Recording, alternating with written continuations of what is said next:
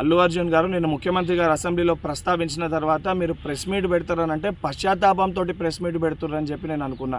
ఎందుకంటే సంధ్యా థియేటర్ సంఘటన జరిగిన తర్వాత ఆ సంఘటన మీ దృష్టికి వచ్చిన తర్వాత కూడా మీరు ఈ రకంగా మూవీ ఎప్పటివరకు చూసిర్రు, ఎప్పటివరకే క్లాప్స్ కొట్టిర్రు, వెళ్ళేటప్పుడు మీరు అభివాదం తెలుపుకుంటూ వెళ్ళినరా లేదా మీరు ర్యాలీగా వెళ్ళినరా, చాలా క్లియర్గా ఫుటేజెస్ కనబడుతున్నాయి.